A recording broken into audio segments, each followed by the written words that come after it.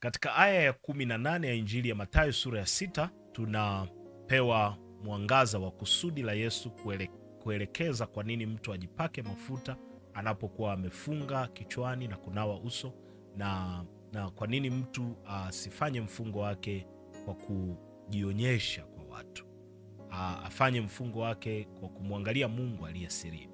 Tunasoma katika Injili ya Mathayo sura ya 6 aya ya 18, Biblia inasema, ili usionekane na watu kuwa unafunga, ila na Baba yako aliye sirini, na Baba yako aonaye sirini atakujaza. Mungu ni Mungu wa siri, anatenda mambo yake sirini, kwa anahitaji na watoto wake waishi sirini. Mungu atatujazi ikiwa tunafanya mfungo wetu na saumu yetu kwa siri, sio kwa kuonekana na watu. Inajua wako watu ambao watafahamu kwa sababu uko nao nyumba moja, utapika chakula jioni wakiwepo na wao, watakuona ukila futari yako jioni, lakini usifanye kwa kujionyesha na kujitangaza huko nje kwamba kila mtu apate kujua kwamba umefunga. Hao wengine walio katika mzunguko wa maisha yako ya kila siku watajua sio kwa sababu umejionyesha, watajua kwa sababu wako kwenye mzunguko wa maisha yako.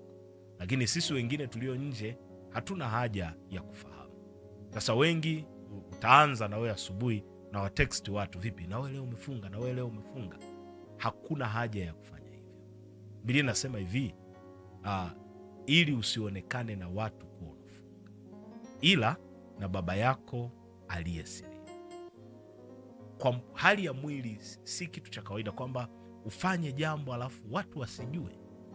Mwili unataka kukusukuma kwamba uwaambie, wajulishe, waonyeshe. Yawezekana unawahesabia, leo siku ya 6, siku ya 7 na mimi nimeweza. Vyote hivi havihitajiki, sio vya lazima, lakini mwelekee Mungu.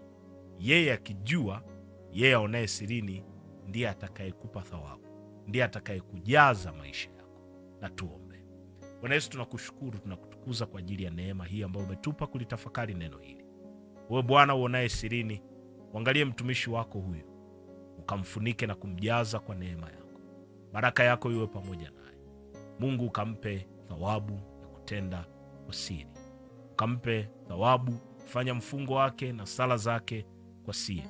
Wewe unaye sirini ukalete heri na baraka kwenye maisha yake, katika jina la Yesu Kristo mwana wa Mungu aliye hai. Amen. Mungu akubariki sana. Asante kwa kufuatilia kipindi hiki.